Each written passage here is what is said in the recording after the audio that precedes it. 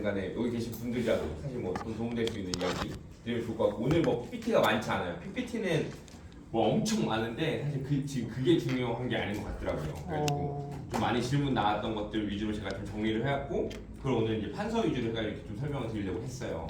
그래서 들어보시면 좋을 만한 내용들인 것 같고, 그 먼저 시작하기 전에 지금 시작하면 되죠? 네. 하시면서 좀 어때요? 상고 세일즈가 좀 늦었어요? 그 비율이? 별로 안 늘었어요. 지금 뭐 다른 때 같은 경우는 그래도 이게 좀 하다 보면 조금씩 조금 뭐 좀 비약적은 아닌데 늘어나는 것 같긴 하더라고요. 근데 상고 세일즈는 제가 문의 제일 많이 받았던 것들이 그 여러분들 이제 하시면서 이제 세제 관련된 것들이 많이 좀 걸리시는 것 같더라고요. 그래서 이제 그 관련된 것들, 그 다음에 연말정산에 관련해서 문의 주신 분들도 사실 1, 2월 달에 많았어요. 3월에 이제 있다 보니까. 그리고 이제 기본적으로 저축 재테크 관련된 부분들도 이제 꽤 있었고, 그 다음에 법인을 컨택하시는 분이 누구시죠 혹시? 로움에서? 요새?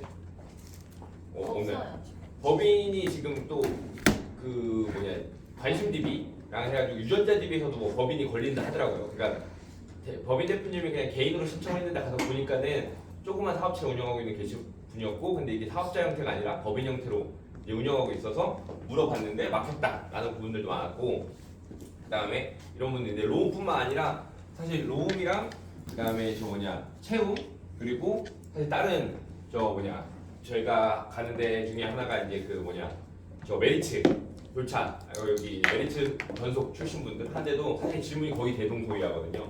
그러니까 그런 것 좀 말씀드리면 좋을 것 같고, 그래서 오늘 뭐 결론적으로 몇 가지 제가 이제 해왔는데, 혹시 질문을 한번 먼저 받고 싶으시면, 오늘 내가 제 컨셉 뭔지 아시잖아요. 저 어떤 사람인지 대충 아시잖아요. 그러니까 저 오면 좀 물어보고 싶었다는 거 있으세요 혹시?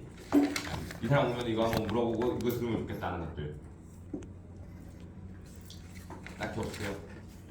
방문 오늘 다 나가셨어요. 아이고. 일단은 그러면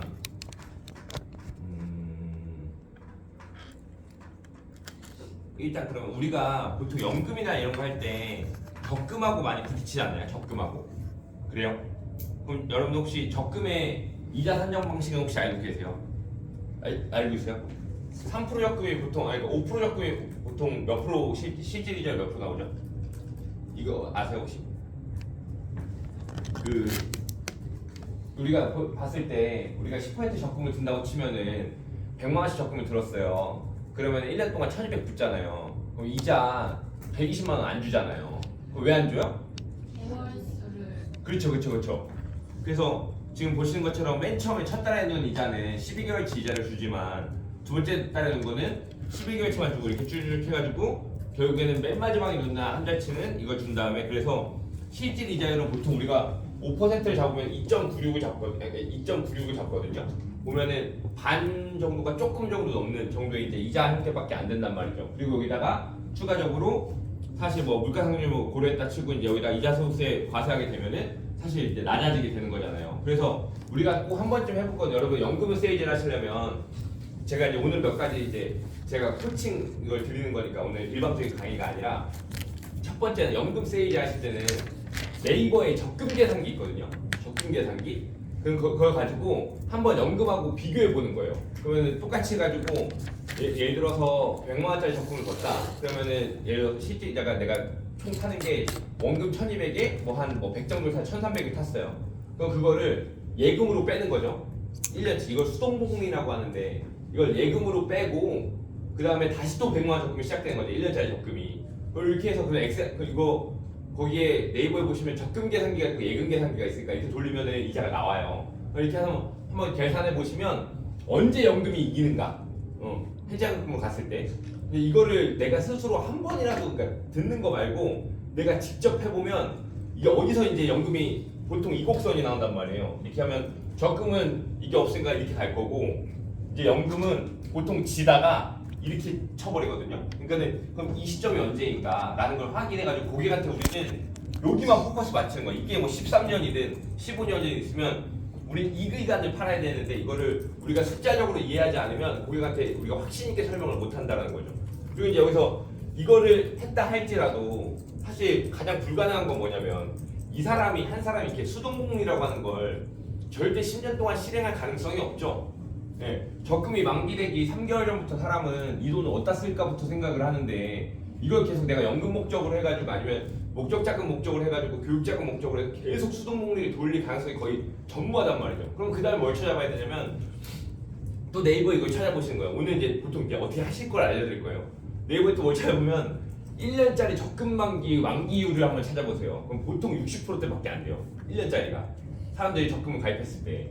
근데 이거를 10년 동안 수동복리를 해서 내가 만기가 되면 예금으로 옮기고 가장 고금리 찾아가지고 또 적금 들고 또 만기 되면 두 개 합쳐가지고 또 예금 올리고 또 적금 돌리고 사실 이렇게 하는 사람들이 많지 않은데 이렇게 한다 할지라도 사실 대부분의 연금 상품을 두면은 일정 기간에서 초과해 버린단 말이죠. 그러니까는 이제 있다는 거 우리가 이제 논리적으로 먼저 이해해야 되는 거고 그리고 그리고 나서 가로저축 세로저축에 대한 부분이 아주 재무설계 영업의 가장 기본이 되는 건데 우리가 보통 살아가면서 뭐 이게 숫자는 크게 신경 쓰지 마세요. 그냥 맥락만 이해하는 겁니다.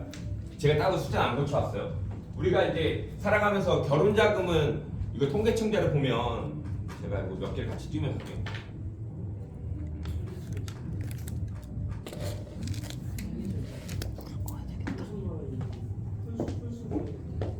그러니까요. 제가 이거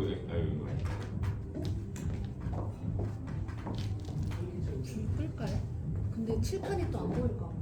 안 끄셔도 돼요.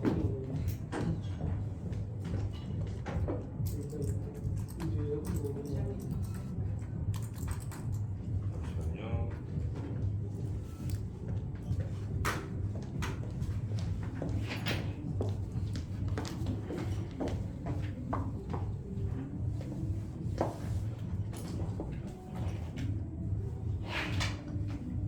조금씩 딜레이가 되더라도 오늘은 강의가 한 개 가지고 제가 쭉 쏘는 강의가 아니라 계속 제가 이것저것 보여드리면서 그걸 잡아가는 거니까는 살았어.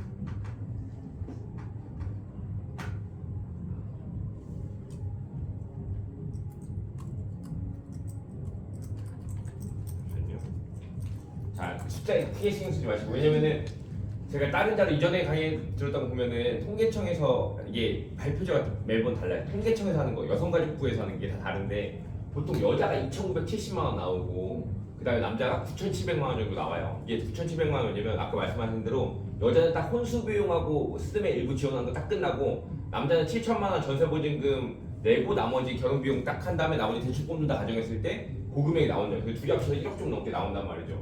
그러니까는 결혼자금 나오고 지금 저것도 이제 이거는 그냥 맥락만 이해하는 거예요. 지금 전세값 2억짜리 아파트 없죠. 근데 이렇게 가고 우리가 살아가면서 필요한 뭐 차도 사고 뭐 여행도 다니고 애기 나오면 패밀리카 바꾸고 그 다음에 뭐 우리가 살다가 이제 사실 뭐 지금 저 마지막에 나와 있는 건 블랙 프라이데이 얘기한 거예요. 막 이렇게 뭐 엄청 박앤 세일하거나 우리가 살면서 소비 효과가 치솟았을 때 안 쓸 수가 없으니 저런 돈들을 써 나가는데 우리가 이런 것에 필요한 것은 총 11억 7천이라고 과거에 잡았어요. 이게 지금은 다르지만 왜 제가 이거 옛날 10년 전 자료인데 왜 이걸 보여드리냐면 이게 가장 그 간단하게 나와 있는 표라서 제가 이걸로 이제 우리가 이해를 해보자 하는 겁니다. 보통 이렇게 그 11억 7천만 원 정도가 우리가 인생 살면서 필요로 한데 근데 이것을 우리가 이제 돈을 어떻게 모을 거냐라고 했을 때 아까 말씀드린 적금으로 모은다 쳤으면 한 개씩 이제 세로 저축을 이제 가로 저축을 해나가는 건데 한 개 해결하고 한 개 해결하고 한 개 해결하는 걸 이제 가로 저축이라고 해요. 한 개씩 한 개씩. 세로 저축 이렇게 한단 말이죠. 그러면은 사실 이거를 3천만 원 모으려면 월 47만 원짜리 적금을 5년 동안 모아야 이 기간에 맞춰가지고 부을 수가 있고 이걸 모으려면 월에 123만 원씩 12년을 모아야 되고 이렇게 모아나가는 방식이 있는데 그러면 우리가 중요했던 건 총 필요한 자금이 11억 7천이었는데 우리가 금리 혜택을 누릴 수 있는 건 이런 방식으로 저축을 하게 되면은 총 필요한 원금이 10억 5천 정도가 들어간다는 겁니다. 예, 그러면 이렇게 하면서 우리는 여기서부터 이제 재무설계 오류가 이제 시작되는 거예요. 혹시 불을 좀 켜도 될까요? 네. 킬게요. 왜냐면 10억 5천을 못 모은다는 거죠. 일단 저때 물가 지금으로 치면 우리 그냥 간단히 해볼까요? 지금으로 치면 대략적으로 결혼하는데 그래 이렇게 남녀 평균 해가지고 그냥 뭐 7천만 원 잡고 여기 지금 청라 같은 경우는 아파트가 34평 보통 5억에서 6억에서 7억 정도 돼요. 5억에서 6억이 지금 되게 크네요. 네. 그럼 6억 정도 잡고 이거 전세잖아요, 그렇죠? 이거 신혼부부 들어갈 때고 34평에 28평 들어갔다가 애기 2명당 40평으로 옮겨야 되잖아요. 그러니까는 네. 아니 예를 들자. 예를 들자. 그죠? 하고 그다음에 이제 사실 여기 들어가지 않는 비용도 엄청 많아요. 자녀 교육자금, 그다음 노후자금 들어가요. 노후자금 어떻게 얘기하나요? 고객님하고 이야기할 때 노후자금 저는 이렇게 얘기한다면요. 우리 부부하고 둘이 65세 이후에 짜장면만 먹고 살더라도 얼마든지 계산해 보자. 짜장면 지금 한 그릇에 8,000원인데 둘이 먹으면 16,000원이고 셋이 이제 세끼 먹으면 54,000원이잖아요. 그럼 30일 동안 먹으면 대략적으로 짜장면 값만 5만 원 잡아도 150만 원이잖아요. 1년이면 1,800, 10년이면 1억 8천. 30년 먹으면 5억 4천 된단 말이죠. 짜장면만 먹고 살아도. 그렇죠? 그러면 여기다 뭐 좀 더 하면 노후자금 평균적으로 받는 게 파이어족 규정하는 걸 보면은 우리 네이버에 쳐보면 파이어족 규정하는 게 40세에 금융자산 13억에서 뭐 18억 사이를 모아야 이게 파이어족 은퇴가 준비된다고 얘기하니까 그럼 40세 기준으로 이 정도를 모았다 치면 이게 실제로 발현되는 금액은 30억 정도가 될 테니까 실제로 노후자금도 더 많이 필요한데 우리가 오케이 남편이 월에 500 벌어요. 그리고 여자 똑같이 500 법니다. 근데 여자는 그 뭐 둘 중에 하나 누가 육아휴직을 썼든 간에 해가지고 하여튼 평균 소득을 800 정도로 잡겠습니다. 생활비 다 빼고 고정저축을 300을 할 수 있는 집이 몇 명이나 되는 거지. 그렇지 않죠. 그러면은 내가 교육자금 다 쓰고 생활비 다 쓰고 카드값 다 내고 차값 다 내고 이자 다 내고 나서 200의 적금을 때릴 수 있는 집이 있다고 가정했을 때 사실 그럼 똑같이 계산해 본 거예요. 200을 적금을 불 수 있으면 1년에 2,400 붙고 10년에 2억 4천 붙고 30년 경제활동하는 동안 해가지고 7억 2천 분단 말이죠. 이게 벌써 이 10년 전 걸로 하더라도 모자라요. 이 총 투자 원금이 10억이 안 들어간다는 거지. 재무설계의 시작은 이제 여기서 시작하는 거예요. 원래 우리는 논리적으로 맞지 않는 삶을 살고 있다. 그러면 이거를 보통은 어떻게 해결해 나가냐를 또 인문학적으로 얘기해 보는 거예요. 고객하고. 그럼 보통 어떻게 해결합니까? 그래서 다 살잖아요. 문제 없이. 어떻게 살죠? 비굴하게. 비굴하게요? 아니 그러니까 아파트 값만 네. 오르기를 바라고 거기다가 투자를 해야죠. 맞아요. 투자를 하고 쓰잘데기없는 돈을 쓰려고. 쓰잘데기 네, 그것도 맞고 보통은 또 우리가 인류학적으로 어떻게 하냐면 보통 부모한테 해결을 조금 해요. 네, 보통 부모한테 해결을 좀 하거나, 그러거나 또는 아니면 나의 그 삶의 질을 좀 떨기는 거죠. 그러니까는 여러분들 당근마켓 거래해 보시면 아는데 30대 중반에 그 아기를 둘 정도 키우는 집들이 다 아파트에 살지 않아요. 빌라에 엄청 많이 살아요. 그리고 원룸에서 시작하는 부분들도 지금도 엄청 많고, 그러니까 이게 부모로부터 뭘 못 받았으면 평범한 삶을 살면 이제 퀄리티가 낮아지는 거죠. 그러니까 퀄리티라고 하면 삶의 질이 좀 떨어진 상태에서 시작을 하는 거죠. 그러니까 어느 걸 좀 양보하고 살거나 아니면 부모한테 뭘 받거나 이제 이런 것들이 들어온단 말이죠. 그러니까 이것들을 이런 거 다시 다 빼고 이거를 이제 세로저축 방식으로 하려면은 이렇게 모아야 되는데 가로저축으로 바꿔보자 이겁니다. 뭐냐면 지금은 발생되는 재무 목표들을 한 개씩 해결해 나간 거예요. 단 무슨 상품을 통해서? 적금이라는 거 한 개. 근데 이거를 말이 안 되지만 수익형 8% 주식형 펀드 내가 적금을 8% 고정으로 들었다 치는 거예요. 그러면은 내가 모을 수 있는 돈, 투자되는 원금이 좀 줄어들게 되냐? 그렇지 않더라는 거죠. 사실 내가 적금을 2%짜리 든 게 아니라 8% 주식형 펀드를 들어도 사실 투자 원금은 10억 5천에서 8억 200 정도밖에 조금 한 2억 정도 빠지는 효과밖에 없다는 거예요. 그럼 이것도 불가능하다 이거죠. 그럼 우리는 어떻게 되냐? 그럼 만약에 분산 투자로 이제 해가지고 가로저축으로 모아본다 이겁니다. 가로 횡으로 깔아가지고 각 기간별 목적별을 그때그때 준비하는 것처럼 미리미리 준비해서 최저가된 상품으로 준비한다고 쳤을 때요. 자, 대한민국에 보통 평균적으로 종별을 구분하면 은행, 증권, 보험 해가지고 보통 87가지 정도의 금융상품의 분류가 있다고 해요. 그러면은 금융상품이 금융의 인가를 받고 이 시장에 출시가 된 이유는 다 그 기능이 있을 거 아닙니까? 여러분 우리가 안 하지만은 풋옵션은 풋옵션의 기능이 있고 CD는 CD대로 랩은 랩대로 RP는 RP대로 그 다음에 뭐 ISA는 ISA대로 다 역할이 있잖아요. 근데 우리는 그건 다 채취해버리고 한 가지만 가지고 했는데 이것을 적극 활용한다고 가정을 해보면 사실 지금 보시는 것처럼 뭐 단기는 이걸로 모으고 그 적립식 펀드로 해가지고 이거 모으고 이거는 연금으로 모으고 이렇게 각 기능에 맞는 걸로 모았을 때는 총 투자 원금이 떨어진다는 거죠. 극적으로 드라마틱하게. 그러니까는 이게 이제 재무설계 시작인 거죠. 그래서 우리는 일생 동안 살아가면서 사용할 수 있는 재원은 한정되어 있는데 이걸 가지고 얼마나 효율적으로 내가 원하는 재무 목표들을 해결해 나갈 것인가. 이걸 조금 더 쉽게 얘기해 보면 이런 겁니다. 저는 육군 장교로 군 생활을 했는데 군 생활을 하다 보니까 이제 그때는 뭐 그게 아니라 직장 동료인 거예요. 그때 저도 공무원증 나오고 공무원을 했으니까. 근데 그때 제가 뭘 봤냐면 그 당시 이제 원사라는 계급이 있어요. 원사. 뭐냐면 부사관의 최고 높은 계급. 이부터 50대 중반이거든요. 은퇴를 앞둔 두 명의 원사가 있었어요. 근데 두 명의 아저씨가 있었던 거죠. 근데 전 둘 다 이렇게 대화를 많이 하다 보니까는 한 가지를 느꼈는데 둘이 똑같이 20대 초반에 30년 전에 군대에 들어왔어요. 그래서 그 당시에 뭐 월급 뭐 3, 40만 원 받으면 해가지고 지금 이분들 월급이 한 500 초반 정도 되거든요. 네. 그래가지고 했는데 두 사람의 삶은 완전 다른 거지. 똑같이 35년을 군 생활을 똑같이 하고 계급도 똑같은데 한 사람은 저는 이제 그 고성 강원도 고성에서 했는데 이제 보통 강릉에서 하거든요. 강릉에 조그맣게 상가도 한 3개 해놨고 한 사람은 그 다음에 애들도 유학 보내놨고 했어요. 근데 이 한 아저씨는 뭐냐면 이제 전역하고 나가지고 다시 재취업할 걸 고민하고 있어. 왜냐면은 애들도 사실 좀 뭐야 비일비재하다고 해야 되나? 변변치 못하고 그 다음에 대출금도 오빠가 전세 아파트에 살고 있어. 그냥 군인 아파트 전역하고 나면 군인 아파트 뺏겨버리게 되면 살 데가 없어가지고 빌라를 또 알아보고 있는 거예요. 아니 똑같이 20대에 똑같이 그 당시에 30년 전에 부사관으로 입대했다는 거는 사실 가정 형편도 비슷한 거거든요.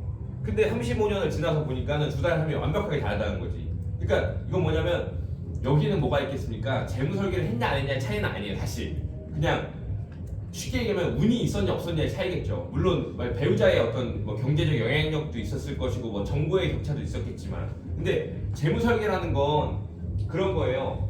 이러한 일련의 과정들 중에서 우리가 리스크 매니지먼트라고 하잖아요. 그러니까 그게 암이랑 사고뿐만 아니라 발생될 수 있는 다양한 위험들을 줄여나가가지고 내가 아무리 운이 없더라도 내가 최소한도로 이 정도는 해내야지 라는 거를 막을 수 있는 게 재무 설계라는 거죠. 재무 설계를 한다고 다 앞서 말씀드렸던 뭐 상가를 몇 개씩 할 수 있고 하진 않아요. 근데 재무 설계는 후자에 있었던 30몇 년을 어떻게 보면 나라를 위해서 정말 개처럼 일했는데 남은 게 하나도 없이 그 되는 상황을 막는 게 이제 재무 설계라는 거죠. 그래서 고객분들께도 마찬가지예요. 저는 여러분들 팩트 파인딩할 때 제가 전화해서 전화 뭐 한 몇 분하고 통하면서 제가 많이 여쭤봤던 게 이거예요. 막 물어봐요 저한테. 왜 질문은 되게 간단해요. 답은 되게 많이 원하시는데 질문은 되게 간단해요. 누구를 만났고 이거에 관심이 있어 하시는데 어떻게 얘기하면 되냐고 물어봐. 근데 저는 물어보죠.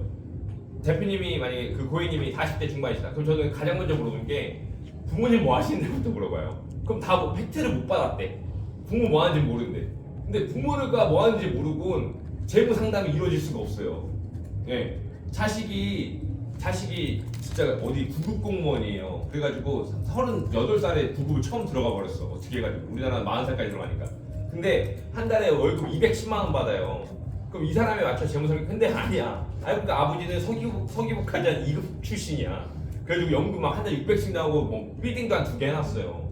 그럼 이 포커스를 이 아버지를 제외하고 이 사람한테 재무설계를 할 수가 없다 이거죠. 그러니까 재무 정보를 받으려면은 우리가 이런 거에 대한 이해가 좀 있어야 된다는 거예요. 그러니까 그러다 보면 이제 우리가 관심을 어떻게 갖게 되냐면 조금 별개긴 한데 여러분들 혹시 그 기업 단체 보험에 대해서 잘 알고 계세요? 기업 단체 보험. 왜냐면 보장성 보험 하려도 기업 단체 보험은 알아야 되잖아요. 기본적으로 삼성, 현대, LG는 알아요. 우리가 대기업 사람들 상담하니까. 그거 알고 계시나요? 혹시 삼성전자의 반도체 핵심 사업부 같은 경우는 단체 보험을 들어주는데 그 단체 보험이 거의 신급이에요. 삼성전자라고 해서 다 똑같지가 않거든요. 삼성전자도 디스플레이 사업부 무슨 사업부 해가지고 다 단체 보험이 달라요. 근데 삼성전자는 보통 실비 보상해 주거든요.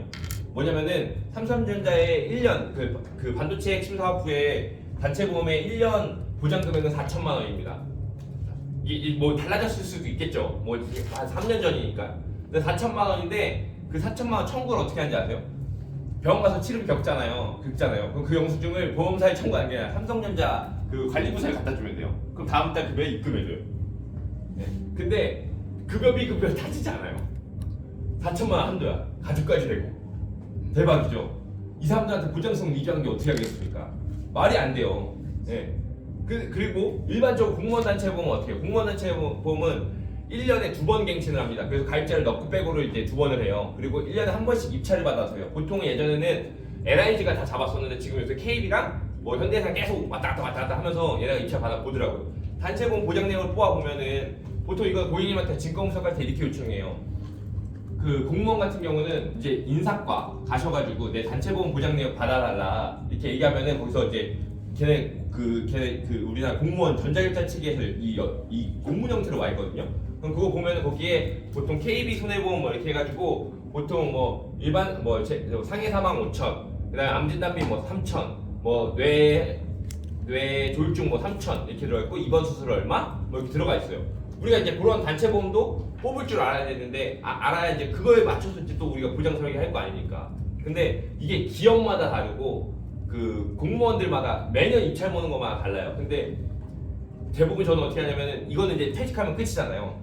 저는 그 지금까지 사시는데 큰 문제 없었으면 그냥 두시라고 하는데 만약 제가 보장 설계 진짜 기가 막히게 해서 충분한 나한테 보험료 캐파를 줬어요. 그럼 보장 세팅해주고 뭐라고 하냐면 이거 그 관리부서 인사과 가지고 빼달라고 하라고 그러면 이 사람들 분기 한 번씩 받는 복지 포인트로 이 보험료 환급돼서 들어오거든요. 그럼 이거 나이키가 그냥 긁으면 되니까 내가 보장 구성을 잘해줬으면은 이거는 왜냐면 퇴직과 동시에 끝나는 거니까 사실 그렇게 할 수가 있잖아요. 그러니까 재무 설계를 하려면 사실 이런 직업적에 대한 이 좀 깊게 딥하게 들어가면 좀 필요하다는 겁니다. 그래서 그런 부분들이 있다는 거고 요거는 가장 기초적인 거 은퇴 설계 그 재무 설계에 있어서 가로저축 세로저축 그다음에 적금의 이자 산정 방식은 정말 저도 10년 전에 배운 거예요. 10년 전에 처음 들어갈 때 배우고 끝난 거예요. 왜냐면 이거는 가장 근간이 되는 거고 고객들도 알고 어느 정도 알고 있기 때문에. 근데 여러분들과 똑같았어요. 여러분들처럼 아 그래 적금의 이자 산정 방식이 있지. 그 다음에 맞아 그 뭐 그렇게 뭐 여러 가지로 해서 쪼개는 게 좋지라고는 알고 있었지만 이 정도의 드라마틱한 차이가 나는 건 모른다는 거죠.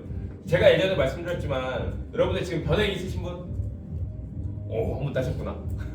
변액 꼭 따셔야 되는 게 여러분들 지금 연금보험 셀링을 못 하시는 게 있잖아요. 여러분들 지금 파실 수 있는 거 푸른연대 양로저축하고 뭐 IBK의 그 연금하고 그다음 삼성의 뭐 금연동형 연금밖에 못 파시잖아요. 근데 지금 DGB 하이파이브 플러스 7% 여러분들 자녀분 15세 넘은 분 있으면 이게 제가 확인했어요.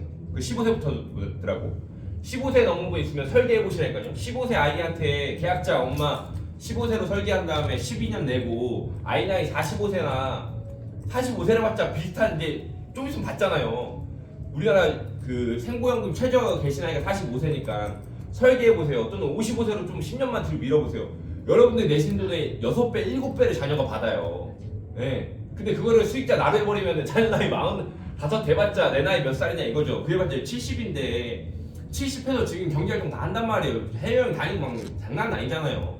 이때 그 연금 내가 받다가 피보험자 자식이니까 내가 죽어도 이 피보험자 살아있으니까 이제 얘한테 갈 거 아닙니까? 그럼 내가 낸 돈 대비 진짜 많게 설계하면 극적으로 하면 10배까지 받아요. 네. 이 수익률을 어떻게 이긴 거냐고 이 수익률을. 네. 내가 2천 내고 2억 받는데 네. 근데 이거를 수익률을 접근할 게 아니라 그거 7%밖에 안 돼요. 하이플러스 단리 그것도 복리도 아니에요. 근데 연금액이라는 거는 기본적으로 경험생명표라고 하는 거에 근거해가지고 연금을 내가 종신토록 주는 거니까 사실 이거를 고객들이 알아야 된다는 거죠. 이러한 그러니까 기능들. 자, 제가 오늘 뭐 몇 개 왔다 갔다 하는데 코스트 에버리지는 알고 계시죠, 여러분들? 적립식 펀드. 자, 주식이 좋습니까, 안 좋습니까? 주식이 좋죠. 근데 우리가 종목을 못 집어서 그렇지. 근데 여기다가 그냥 이 초보자 이거 왜 펀드를 했는데 왜 펀드를 우리 이거부터 갑니다. 주식은 뭐예요? 주식은 그렇죠. 로움이라는 주식회사가 있어요. 주로움. 그럼 이건 무조건 법인을 설립할 때 주식을 발행하게끔 되어 있습니다. 그래서 보통 보통주 5,000주를 발행하는데 자본금을 넣어요. 그러면 예를 들어 저는 코리아 FP라는 법인이 있어요. 자산 컨설팅 법인이에요. 이거 설립하려면 자본금을 누려고 물어봐요. 나도 모르니까. 저도 맨날 폼 잡고 다니면서 하는 줄만 알았지 내가 직접 하려는 거 모르겠더라고. 그러니까 얼마 넣어야 되는데 법무사한테 물어봤더니 500만 원만 넣어도 된대요. 근데 보통 2천만 원을 넣어야 나중에 대출이 잘 나온대요. 2천만 원을 넣었어요. 2천만 원 넣고 보통주 1,000주를 발행했습니다. 그래서 저희가 70% 주주고 저희 김성환 지점장이 30% 주주예요. 그러면 이렇게 했으면은 둘이 이제 700주, 300주를 나눠 가진 거잖아요. 그러니까 만주를 발행했구나. 아니 1,000주, 700주, 300주를 발행했잖아요. 그러면 이게 뭐냐면은 이게 지금은 한 주당 액면가가 5,000원이에요. 그쵸? 네, 5,000원인 거란 말이에요. 근데 이게 막 해서 이제 막 매출을 일으켰어 우리가. 왜냐면 이제 저도 작년에 컨설팅 매출이 있고 하니까. 그래서 이제 기업 가치 평가라는 걸 하거든요. 이거 누가 이제 세무사가 해줘요. 그래서 그러니까 야 너네 1년 동안 운영한 거 보니까 너네 이제 한 주에 5,000원이 아니야. 너 열심히 했지. 너네 더 쓰레기 돼서 한 주에 1,000원이야.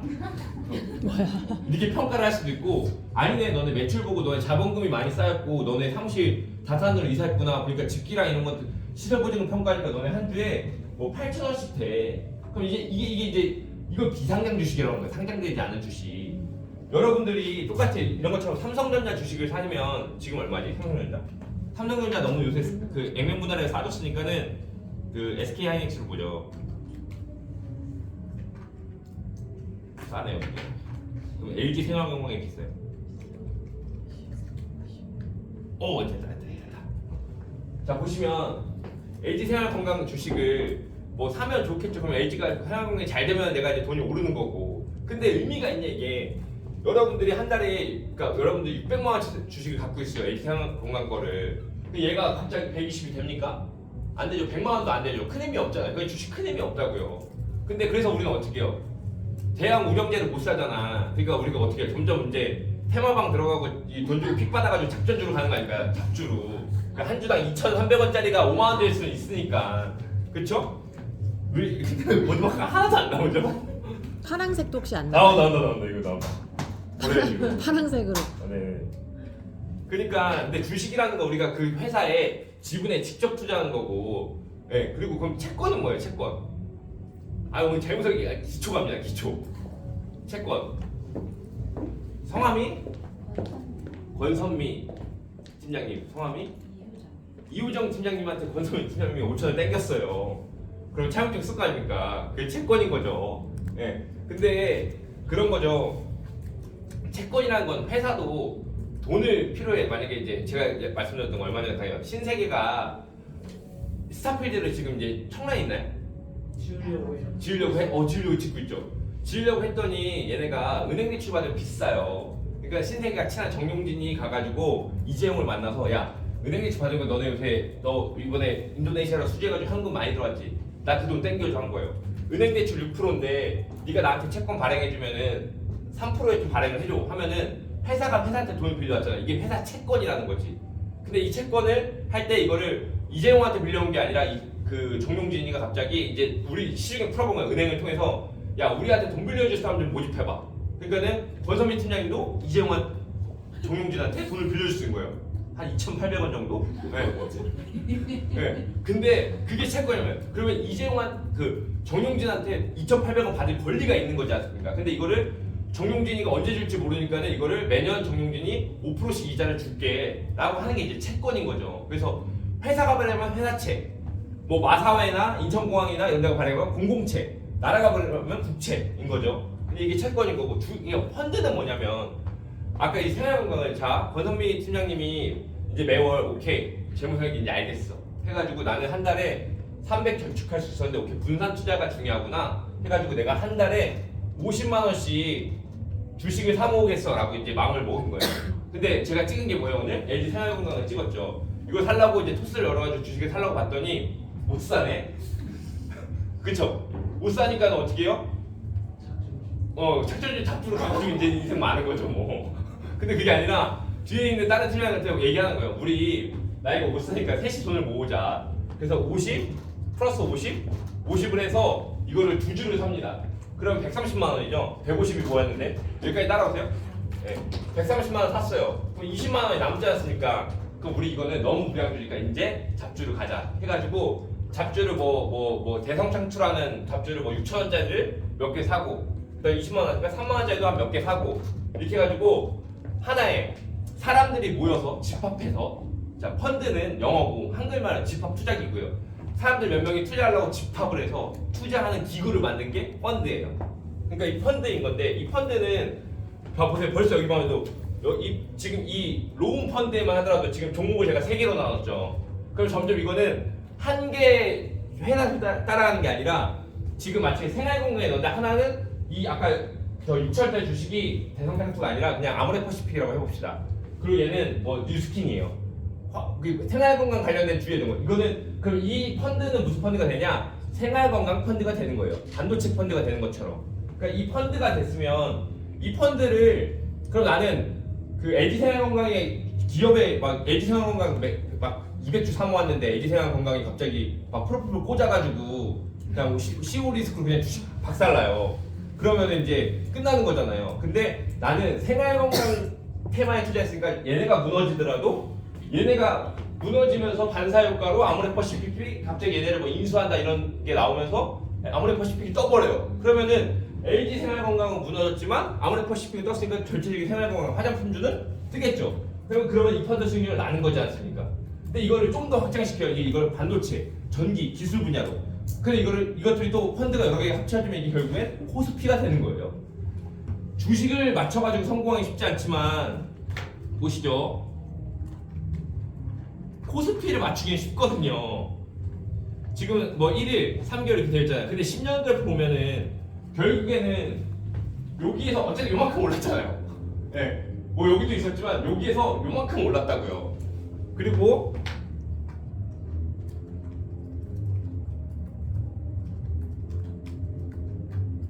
다우존스도 보면 어쨌든 10년으로 보면 여기서 요만큼 올랐잖아요. 안에 수많은 사람들이 자살했겠지만 네. 이게 블랙먼데이라고 해가지고 하루에 중국에서는 상해종합지수는 블랙먼데이라고 그 후강통 중국은 그 사회주의예요. 폐쇄 주식시장이거든요. 근데 얘네가 2016년에 그 후강통이라고 해서 홍콩은 도시니까 자유국가니까 자유도시니까 홍콩의 주식시장과 중국 본토를 연결하는 후강통이라는 제도를 시행합니다. 이렇기 때문에 중국 본토로 외국인 자본이 들어간다는 게 있어서 상해종합지수가 거의 막 100%를 치고 올랐었어요. 근데 이게 이제 그 이후에 이게 거품이 빠지면서 블랙먼데이라고 해서 중국에서 하루 192명씩 자살했거든요. 월요일마다. 네. 근데 이게 여기 나와요. 상해종합지수.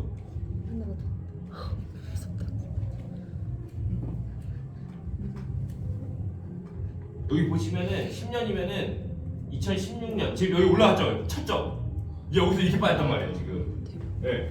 여기 쳤다가 이게 성능투대 쳤다가 후강투대 쳤다가 이렇게 빠졌단 말이에요. 이게 하루 190명씩 자살했어요.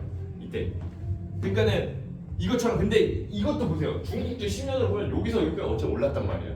그러니까 펀드를 한다는 건 그런 개념이에요. 그러니까는 이 그 코스트 에버리지라는 건 쉽게 말하면 이거죠. 결국엔 시장은 우상향한다 라는 걸 가지고 이렇게 그래프가 있으면 얘가 이렇게 오르는데 결국에는 이제 여기서 시작해서 여기 간다는 경제 논리를 가지고 있는 거고 자 여기서 사면은 그러니까 이게 만약 주식이 많이 올랐어요. 만약에 내가 투자 종목이 그러면은 내가 매월 똑같이 100만 원을 사면 이때는 만 원짜리를 100개 살 수 있었는데 이때는 10개밖에 못 사요. 근데 대신에 이때 가면은 뭐 1000개를 살 수가 있는 거죠. 가격이 떨어졌으니까 똑같은 금액을 투자하는 거예요. 매월 100만 원. 그러면 결국에는 개수는 어때요? 개수는 떨어져도 개수를 많이 살 수가 있으니까 결국 오르게 되면 이거 다 먹는 거지 않습니까? 그러니까 이게 코스트 에버리지라는 건데 그러니까 비용을 평균화친다 이제 이런 거잖아요. 이게 변액보험 그 설명의 시작이에요. 네. 변액보험은 아까 말씀드렸던 생활건강 테마를 담고 내가 변액보험은 주식을 안정화시킨 게 펀드를 안정화시킨 게 변액이니까. 예. 그러니까 이렇게 가서 변액에는 우리가 뭐 미국 ETF형 즉 미래색 같은 경우는 뭐 금 원자재에도 30% 넣을 수 있고 미국 ETF에도 30% 넣을 수 있고 뭐 달러에도 얼마 넣을 수 있고 이렇게 분산 투자할 수 있는 거. 분산을 거친 게 변액인데.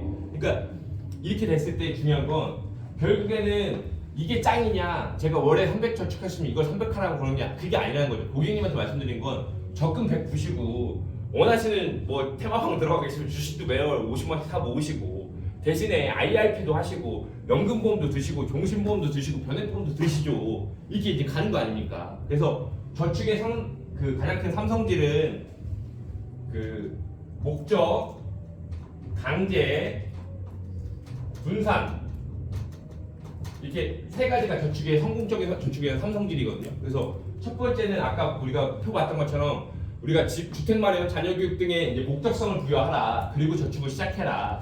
그리고 두 번째는 계란은 한 바구니나 붓지 말라고 여러 가지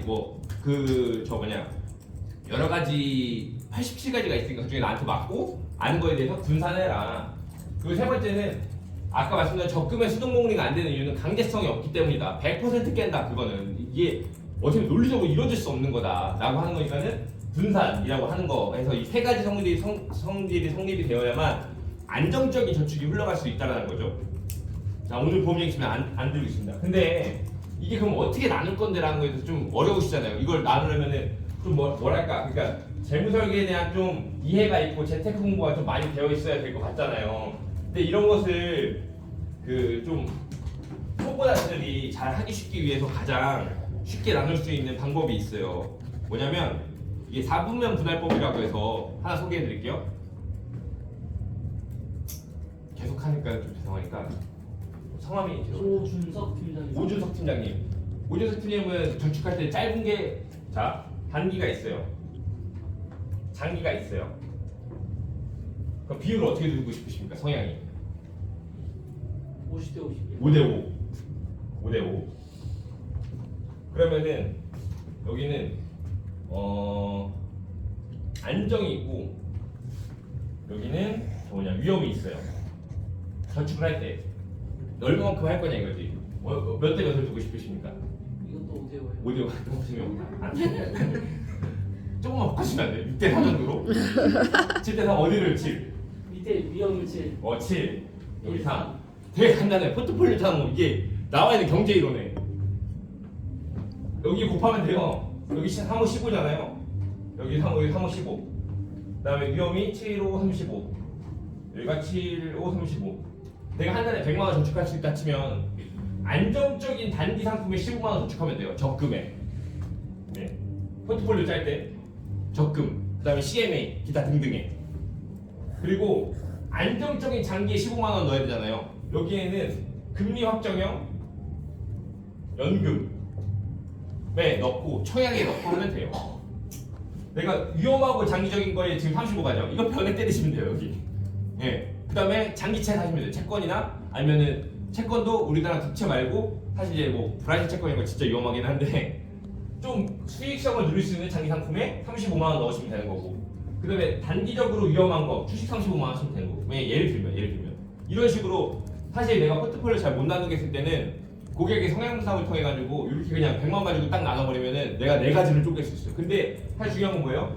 안정적이고 장기적인 거 상품 되게 많잖아요. 여기도 되게 상품이 되게 많고 이렇게 해서 상품 유형을 쪼개면은 사실 가장 쉽다라는 거죠. 네, 고객하고 이제 이야기할 때도 이런 것을 사실 지금 이렇게 허접하게 한 게 아니라 좀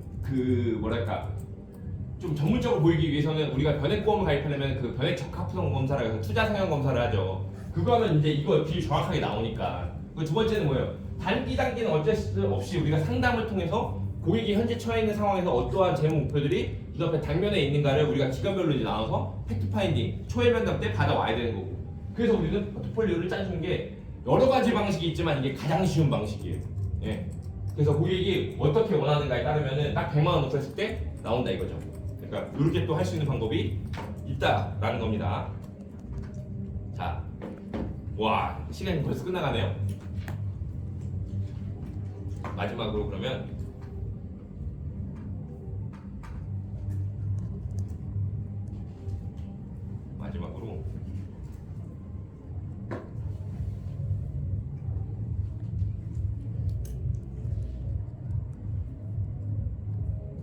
그 재무 설계를 하려면요 우리가 이제 좀 책을 많이 읽으면 좋죠. 근데 저는 책을 읽는 거 별로 안 좋아하거든요. 근데 책은 왜냐면 너무 지루해가지고 근데 어쨌든 이게 뭐 우리 업의 가장 큰 명언 있지 않습니까? 책 이쁘다 생각하고 읽으라고 고마운 사람들. 왜냐면 고마운 사람은 결국엔 그 고객 만나서 할 말이 많아야 되고 고객이 안 줄여야 되는데 머리에 든 게 없으면 이제 사실 지루한 대화를 할 수밖에 없고 내가 원수사 교육 받은 것밖에 할 얘기가 보험 얘기밖에 할 얘기가 없으니까. 근데 재밌는 건 뭐냐면 연금제도가 언제 어떻게 시작됐냐라는 게 이제 재밌어요. 연금제도는 사실 공산주의 제도의 그 근간이거든요. 네. 그러니까 지금 보시는 사진 같은 게 뭐냐면은 우리가 이제 철혈 재상이라고 불리는 비스마르크가 1800년도에 이제 그 독일에 이제 어떤 공산주의 체제를 확립하고 나가지고 사실 이제 이게 공산주의 체제를 막 확립을 했는데 계속 이제 주변 국가에서 이제 계속 이제 이 공산주의를 공격하고 무너뜨리려고 하는 거예요. 그러니까 공산주의에서 이 내안에 가둬져 있는 사람들을 못 나가게 하려고 복지를 그럼 시행해야 될 거 아닙니까? 얘네가 이제 마약 같은 복지를 줘야 돼 못 나갈 거 아닙니까? 그러니까 그때 최초로 연금제도라는 걸 시행한 거예요. 너네 우리 제도 안에 있으면 너 늙어서 일 안 해도 너 병들고 늙었을 때 우리가 돈을 계속 줄게. 이게 이제 연금제도의 시작이에요. 근데 왜 그때 그 연금제도가 가능했냐면 저 뭐냐 그 당시에 공산주의 사회주의가들 돈이 많아서?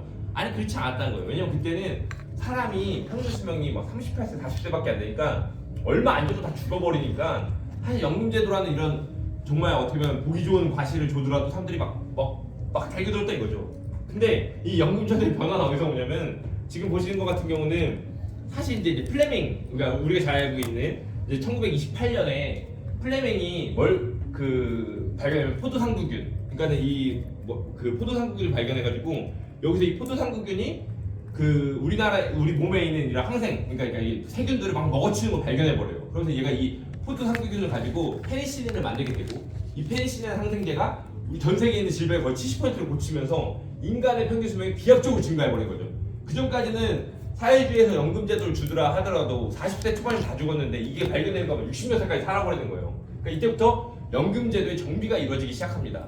그러니까 연금제도라는 건 결국에 사람이 이제 다 니즈에 의해서 만들었다는 거죠. 그러니까 그리고 이렇게 발생이 됐기 때문에 연금제는 이렇게 고쳐져가지고 우리나라가 오게 된 거고 재밌는 건 우리나라의 퇴직급여법은 89년도에 만들어진 게 92년도부터인가 아마 시작이에요. 제가 연도 정확히 못 외우는데 실제로 그러니까는 우리 지금의 은퇴하시는 50대 후반분들 보시면 퇴직연금 가입이 안 돼 있어요. 그러니까 나중에 그러니까 은퇴하기 몇 년 전에 가입을 했지 퇴직급여법이 우리나라 대한민국에 제정된 지가 얼마 안 됐기 때문에 사실 그들은 기초연금 많이 받죠. 노령연금. 이들은 기업에서 보장하는 퇴직급여를 우리나라 제도가 될 때지 뭐 20년 몇 년밖에 안 됐다는 거예요. 그러니까는 실질적으로 지금 들어간 사람들 한 10년 전에 들어간 사람들이나 그 근속기간 동안 퇴직연금을 다 붙지 대부분의 사람들은 다 몇 년 못 붙고 다 퇴직해버렸어요. 우리나라는 퇴직급여법이 엄청 늦게 정착이 됐으니까. 네. 그러니까는 마치 퇴직연금이나 이런 것들 우리 퇴직금제도 이런 것들이 엄청 오래전에 있었던 것 같지만 퇴직금 옛날에 떼인 사람들 얼마나 많아요. 안 줘도 뭐 부적 처벌을 안 받았으니까. 근데 이거 법령으로 제정된 지가 얼마 안 됐단 말이죠. 그러니까 그런 것들이 좀 필요하다는 거고 여기 나오네 여기. 네. 그래서 지금 보면 퇴직연금제도 2005년부터 시작되네. 2005년. 네. 퇴직연금제도가 2005년 불과 진짜 18년밖에 안 된 제도라는 거예요. 그러니까는 그런 거 있고 이거 말고 제가 마지막으로 설명드리고 싶은 거 하나. 여기 나오겠구나.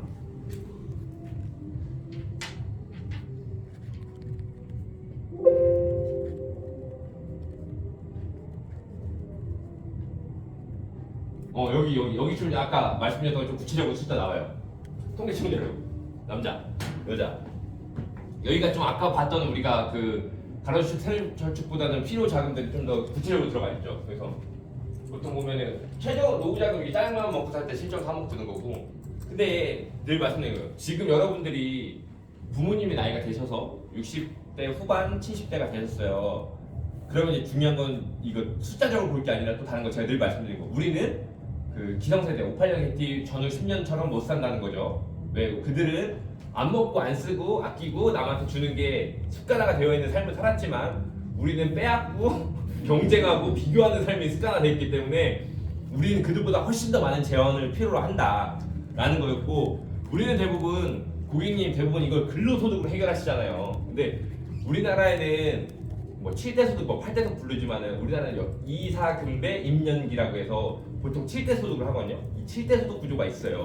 근데 이 근로소득으로 우리 삶에 발생할 수 있는 모든 재무적인 것들을 해결하기에는 턱도 없다는 거. 그래서 우리는 빨리 어떻게 하면 7대 구조 소득 7대 소득 구조를 만들어 가냐가 이제 중요한 포인트라는 거죠. 생각해 보세요. 아까 제가 처음에 설명드렸던 대로 여러분들 아시는 많은 근로자 생각해 보십시오. 그들이 이 재무 목표를 다 해결할 수 있냐라는 거예요. 그래가지고 40대 중반에 벤츠 GA 1억 8천짜리 뽑아가지고 패밀리카 쓸 수 있냐는 거지. 못 쓴다고 그거. 네. 그러니까는 이걸 해결하려면은 결국에는 적게 쓰든 많이 벌든 둘 중에 하나를 해야 되는데 이거 말고는 소득 구조를 바꾸는 방법밖에 없다라는 거죠. 근데 오랜 버핏이 얘기했죠. 잠자는 동안에도 돈이 들어오는 방법을 찾아내지 못한다면 당신이 죽을 때까지 일을 해야 될 것이다. 뭐 이런 말을 했는데 결국엔 이것을 고객님하고 이야기를 나눠봐야 될 것은 결국에는 우리는 근로소득을 제외하고 이자소득, 사업소득, 배당, 연금, 임대, 기타를 만들어야 되는데 이거 어떻게 만들 것인가? 보험을 만들 수 있는 건 몇 가지가 있습니까? 보험으로는 다 만들 수 있죠. 보험으로 다 만들 수 있죠. 왜요? 자, 보험을 내가 이렇게 생각해보세요. 그냥 말도 안 되는 논리지만 여러분들 이렇게 했다고 생각해보세요. 연금보험을 사회초년생이 25세가 20만 원씩 해서 4개 가입해버렸어요. 어느 진짜 강력한 세일즈맨한테 이거 눈탱이 제대로 맞은 거지. 연금보험을 증권에 20만 원씩 4개 가입해가지고 10년 남고 다 때린 겁니다. 그러고 나서 이제 32살이 됐을 때 납입이 다 끝났어요. 그러고 나서 이제 이 보험회사 그만둬가지고 그냥 살다 보니까 이게 이제 40대 중반 정도가 됐어요. 근데 이 연금보험들이 불어나기 시작한 거죠. 그렇게 됐을 때 80만 원씩 이 사람이 벌었다고 해가지고 이 사람이 무슨 뭐 헐벗거나 옷을 못 사입거나 그랬을까요? 아니 그렇지 않죠. 빠듯했겠지만 어떻게든 살아왔겠죠. 그리고 뭐 좋은 배우자 만나가지고 이제 결혼 가정을 이루고 있어요. 근데 이 사람 같은 경우는 그때부터 제가 그 당시에 보여줬던 여기도 나오나? 이거 아마 이거 미래에셋 연금보험일 거거든요. 보시면 납입이 끝났잖아요. 어디서 끝났지 납입이? 여기서 끝나네요. 여기서 끝났어요. 그러면은 해지환급금이 지금 이때 1억 1000인데 납입이 끝났죠? 그럼 이때부터 그냥 가만둬 납입하지 않잖아요. 근데 1년에 300씩 늘어나죠? 네. 근데 복리니까 이게 이때는 422만 원인데 이때는 332만 원 이렇게 좀 더 계속 늘어나거든요. 그러니까 이게 무슨 소득이에요? 그냥 난 숨만 쉬고 있어도 나오는 소득이? 그렇죠. 이게 이자 소득인 거죠. 근데 여기서 이 사람이 80만 원 중에서 내가 오케이 40만 원 두 개 증권은 내가 연금으로 쓸 거고 40만 원 해가지고 보니까는 10년 동안 4,800 벌는데 아까 보니까는 일찍 벌잖아요. 그러니까 지금 내가 좀 뭐 약간의 90%까지 땡길 수 있는 게 한 6, 7천 돼요. 그럼 땡겨가지고 내가 조그맣게 카페를 하나 열어서 무인으로 돌려버려요. 아니면 코인 세탁소를 열었든가 코인 노래방을 돌려버린 겁니다. 해가지고 대출 조금 껴가지고 그럼 이자 내고 하면서 하면 되니까. 그럼 이 사람은 자기 직장 다니면서 사업소득 만들 수 있는 시드가 있죠. 그쵸? 그리고 이 당시에 가가지고 이거 뭐 배당을 받을 수 있는 방법은 여러 가지가 있겠지만은 뭐 이 사람이 뭐 나중에 내가 뭐 뭐랄까요 배당을 대신 받는 것처럼 뭐 변액보험을 가입했다든가 아니면 여기서 가입한 거 가지고 내가 뭐 채권을 샀다든가 하면은 시드가 있으니까 여유가 있으니까 저 배당소득도 노려볼 수가 있어요. 그리고 연금소득은 아까 남은 증권 40만 원짜리에서 이제 연금소득이 발생이 될 것이고 그 다음에 이것을 좀 더 캐파에 키웠다고 봐보죠. 제가 그때 말씀드렸어요. 프로 선수들한테 어떻게 가입시키냐면 얘네 비과세 한도가 인당 150만 원이니까 무조건 150을 가입시키거든요. 그래서 10년 얘네 보통 평균 선수 수명이 10년이니까 그럼 얘네가 1년에 1,810년 동안 1억 8천 벌어요. 그러면 이거 1억 8천 붙고 여기를 얘는 무조건 변액으로 하거든요. 왜냐면은 변액으로 해야만 젊으니까 사실 좀 마이너스가 나더라도 근데 뭐 미래에셋 같은 경우는 1% 보증형, 2% 보증형도 있어요. 근데 그냥 미보증형으로 해서 그냥 100% 다 주고 때려요. 예, 그러면은 얘네가 1억 8천 가지고 우리가 평균 미래에셋 생명 들어가셔가지고 홈페이지에 들어가시면 얘 자산운용 보고서 최근 기간 실적 수익률 다 조회하게끔 되어 있거든요. 그러면은 보통 미래에셋 펀드가 68개가 있으면 이 중에서 거의 40개 펀드는 기간 수익률 5년 수익률 보시잖아요. 보통 30% 이상이에요. 그럼 얘는 1억 8천 가지고 한 2, 3억 만들자고 해요. 그래가지고 얘는 이거 연금을 쓰지 않고 여기에다가 사실 지네가 이제 모아온 다른 저축도 있을 거 아닙니까? 적금 한 달에 500씩 되니까 이거 가지고 얘네 딱 은퇴 시점 맞춰서 건물 사는 게 목표예요. 저희가 제 목표 설정 그렇게 한단 말이죠. 예. 근데 그때 진짜 지금 네가 적금을 열심히 모아야 되는 이유는 뭐냐면 이 당시에 이걸 전체 안 깼으면 좋겠다. 중도 인출의 약간 대출을 해결을 하고 이 증권을 남겨놨으면 좋겠다. 왜 비과세를 받고 있으니까. 그리고 건물 사고 나가지고 임대료 들어오기 시작하면 다시 갚아가지고 이건 그냥 연금을 남겨두고 그 다음에 너는 그거 가지고 건물 활동해가지고 임대소득 창출해보자. 이걸로 가거든요. 작게 얘기하면은 다시 일반 직장에 들어가보면 이거예요. 30만 원이든 50만 원이든 이걸 임대소득 목적으로 부을 수 있거든요. 15년을 벌었어요. 50만 원씩. 1년에 600, 10년에 6천. 그래가지고 15년 벌었으면 9천을 벌었다 이겁니다. 그 요거 가지고 내가 지금 당장은 안 되지만 30대 초반은 안 되지만 50대 중반 정도 됐을 때 내가 다른 어떠한 요행도 바라지 않고 뭐 갑자기 남편 사업이 대박나는 것도 아니고 내가 연봉이 엄청 오르는 것도 아니에요. 그렇지만 요 그냥 단순한 30만 원, 50만 원 정도의 포트폴리오를 설정해가지고 저희 뭐 여기 있으니까 남양주에 있으니까 남양주에 있는 새로 생긴 뭐 지식산업센터를 내가 좀 구매해가지고 이거를 임대를 줘보자처럼 임대소득을 만들 수도 있는 것이고 그 다음에 기타 소득 좀 안 되죠. 책을 그거 그렇게 만드는 실화를 가지고 브런치에다 글을 쓰면 뭐 저작권 받을 수 있으니까. 근데 이런 것처럼 결국엔 우리가 고객한테 제가 고객한테 늘 말씀드린 것은 제가 이거를 클래스 위에다가 7대 소득 올려놨거든요 강의를. 그리고 홍보도 못했어요. 왜냐면 진짜 대충 찍었고. 근데 뭐에 올려놨냐면 기타 소득은 제가 왜냐면 제가 블로그로 해가지고 애드포스트 받는 거. 예 그리고 뭐 광고 바이럴 써주면은 한 포스팅당 맨 처음에 5만 원씩 받았는데 지금은 떨어져가지고 뭐 한 만 원, 2만 원밖에 못 받긴 해요. 그런 것도 하나의 기타 소득이니까 그런 거 써놨는데 사람들이 정말 7대 소득에 대해서 진짜 그지같이 찍었고 아무 홍보도 안 했는데 벌써 한 18명인가 샀거든요. 이거 5만 몇천 원인데? 저는 또 강의 팔았잖아요. 그럼 그게 또 기타 소득인 거잖아. 예. 그리고 이제 좀 나가긴 하는데 여러분들 혹시 아마 다 보셨을 거예요. 제가 클로징 최소 방안이라고 책을 하나 선책자 썼는데 20페이지짜리인데 28페이지짜리인데 지금 200명 샀거든요. 설계사들이. 예. 그걸 저 매주 금요일마다 13만 원, 14만 원씩 들어와요. 매일. 예. 그리고 지금 여러분들은 황인태 단장님 덕분에 제가 지금 여기 아침에 이렇게 왔지만 4월 저희 11월 강의했을 때 그때 강의료만 400 들어왔거든요. 70명이 그 수강 신청해가지고 이게 기타 소득인 거잖아요. 그러니까 뭔가 콘텐츠가 있어야 되니까.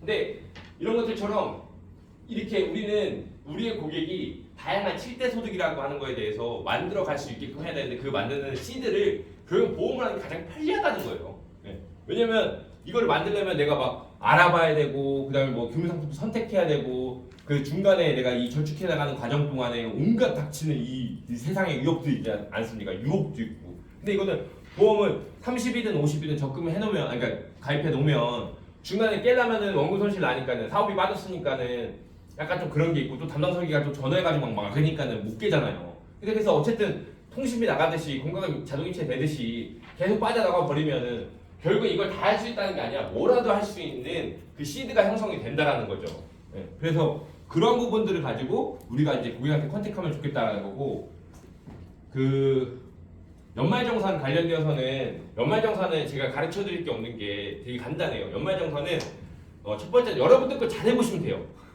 여러분들 거 할 거 총무가 서로 달라고 대충 귀찮아가지고 막 주시 마시고 한 번만 여러분들 연말정산 제대로 해보시면 되거든요. 그리고 국세청에 가면은 홈택스 가면은 연말정산 그 뭐 미리 보기부터가 다 있지 않습니까? 그러면 보통 이제 수익 금액부터 시작해가지고 과세표준 때리고 소득공제하고 세액공제한 다음에 쭉쭉쭉 내려가지고 결정생이 나올 때까지 이 과세 흐름도가 있어요. 이거 네이버에 치면 진짜 많이 나오거든요. 그럼 내 거 가지고 한 번만 비교해 보시면 돼요. 내가 3.3% 떼고 작년에 뭐 8천만 원 정도 벌었다. 내가 보면서 인카에서 나한테 3.3% 떼기 8,800입니다. 근데 여기서 내가 기본적으로 인적공제 받고, 그러니까 내 몸뚱이 하나 있을 때 공제 받잖아요. 가족 누가 돼 있으면 가족 공제 받고 뭐 빠졌어. 그리고 나서 이제 내가 경비라는 걸 시작해요. 그래가지고 내가 카드 썼던 것들, 그래서 고객님이랑 뭐 참하신 거 접대비 1년 한도가 1,200이니까 여기까지 보통 세무사가 알아 떨어준 종소세 하시는 분 다 연말정산인가? 그러면 안 돼. 다른 얘기하고 있었구나. 종합소득세 연말정산 하면은 그럼 내가 공제 항목이 다 있지 않을까? 소득공제 항목이 있고 세액공제 항목이 있고 그러면은 소득공제 항목에 내가 뭐뭐가 들어가 그럼 내가 마찬가지 똑같이 해요. 8,800이 8,000이 들어왔는데 이 중에서 내가 소득공제로 쭉쭉쭉 떨고 나니까 내 소득이 4,600이 되네.